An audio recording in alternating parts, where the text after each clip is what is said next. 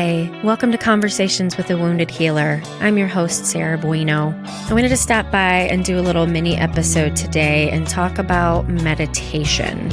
I just finished an interview with one of my guests where she talked about meditation changing her life and how people seem to think of meditation as one thing that it might not be. And so I just wanted to talk about my own journey with meditation and the things that I've been taught along the way about what it is and what it isn't. And just a little disclaimer here, I am not a meditation teacher and I don't claim to be one, but I think part of the purpose of this podcast is to share information so that other people can find tools that are helpful for them. And all I can do with you is what I do in the room with my clients is share some of the things that I've been taught from teachers and healers along the way. So that's what I'm here to do today. So my own journey with meditation started, it was probably 2012. And I had been told, actually, when I was an intern, that's probably the first time that I was really introduced to meditation and mindfulness. I had a supervisor when I was interning for my second level placement during school. And he had told me that meditation had changed his life. And for him, it helped with a lot of anger. And he said that one of the first times that he sat down to meditate, this was back in the olden days when there were tape recorders. Kids, I don't know if you know what those are, but they're things that played music and things like meditations once upon a time. And he said that he sat down and he threw the tape recorder across the room because he just felt like he couldn't meditate. And at that time, I felt the same way. And I was like, I can't do this. It's just not for me. I'm too high strung or anxious or, wired the wrong way. It just doesn't work for me. And I basically resisted it for, a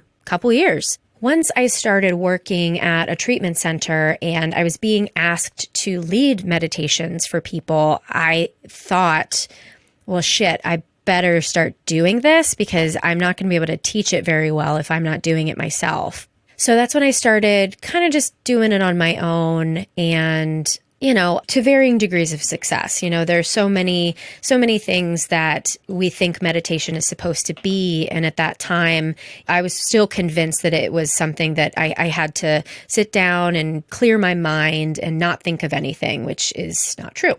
And over time, I just felt, I don't know the way to say it, just called more and more to be more serious about my practice. I was reading more about Buddhism and Buddhist philosophy and, hearing that meditation was really the way to tap into spirituality. So I just kind of kept doing it. And then at one point said to my husband, let's really get serious about this. And we sought out transcendental meditation. I'd had a friend who was practicing transcendental meditation and spoke very highly of it. And so we did that training. And in that training, basically, it's very scientific. I did not find it to be very spiritual. But the training was really important for me to recognize that when I'm thinking during meditation, that is a natural part of the mind. The mind will wander. There's nothing, the more we try to force the mind not to wander, the less we're able to meditate. So in transcendental meditation, they give you a mantra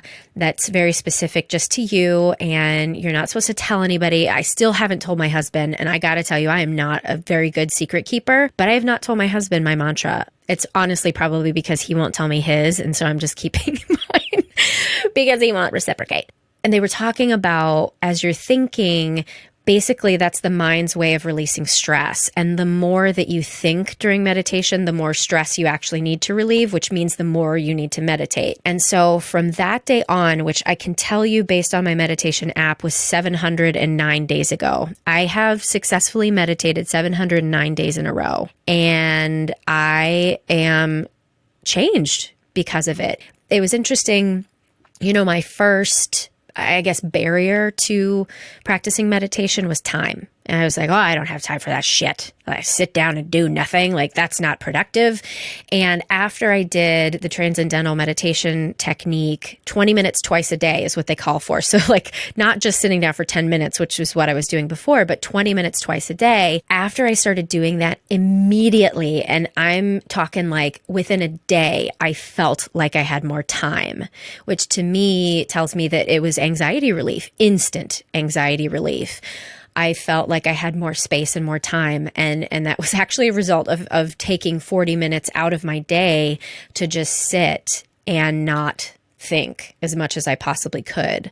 So it was so freeing for me. And since then, I've done different meditation retreats and learned, Turgar meditation is also something you'll hear me talk about. There's a community in Chicago that I had spent some time with, and Mingyur Rinpoche is the teacher of that. And he talks about meditation as short times, many times. And basically it's mindfulness, right? It's how can I continue to be mindful in the present moment without judgment as much as possible. And he is the cutest little man that you've ever seen in your life. My husband and I joke because in doing a meditation retreat, we were watching videos of him, and he has a very thick accent, as you might expect. And he says, raccoon-eyes, for recognize. And I didn't even think of it, but my husband said raccoon eyes. And so he'll often just say, well, raccoon eyes, when we're talking about meditation. So the other thing that Mingyur Rinpoche talks about that was impactful for me is, in meditation in general, they talk about monkey mind and the fact that, the mind is always busy. And Mingyur Rinpoche talks about giving the mind a job. If you give the mind a job, like to focus on a mantra or to focus on the breath or, something else to rest your awareness on, it becomes easier to then train your mind to continue to go back to that spot instead of, going down the catastrophizing or anxiety or worry, instead of going down those routes. So that's been really, really helpful for me. So I guess what I want to leave you with today is if you are a person who says, I can't meditate, that's not for me, I'm just going to take a guess that you probably actually need it more than the rest of us.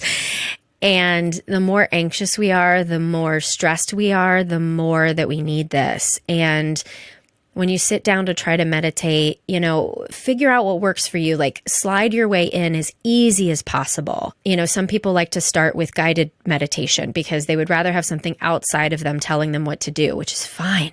My favorite app, and I'm not getting any sort of kickbacks for this, it's literally just my favorite app, Insight Timer. There's a free one and there's a paid one. Psst, the free one's better, so get that one. And there are thousands of guided meditations on there, as well as just a timer where you can time yourself. I don't even know how many apps. I didn't look up how many apps there are, but you can always start with an app to help guide you. I mean, traditional meditation has you start focusing on your breath. That was really tough for me.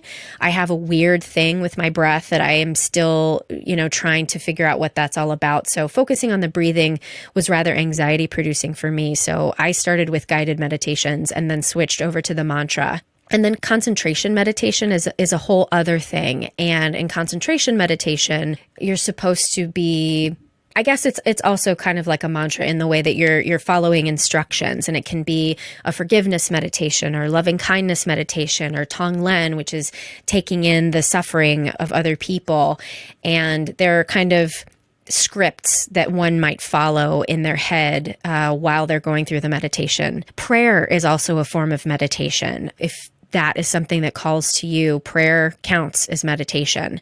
So I highly, highly, highly encourage you to challenge yourself to attempt meditation.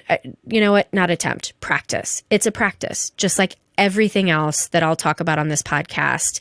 It's a practice, and it really has changed my life. I do feel like I have more time. I've developed this ability to sit outside of myself and kind of watch what's going on rather than to react in a situation. I have more space in order to make choices that I want to make that are mindful and thoughtful rather than just reacting out of fear or anxiety or whatever it is that I'd been reacting to before. So do yourself a favor. Go sit down on a cushion today. Thanks so much for listening to Conversations with a Wounded Healer. Have a great day. So thank you so much for tuning in. Also wanted to thank Andrea Klunder and Edwin Ruiz at the Creative Imposter Studios for editing our podcast, Liam O'Donnell for taking the photo for the album art, and Ben Mueller for our theme music. Really appreciate you listening, and till next time.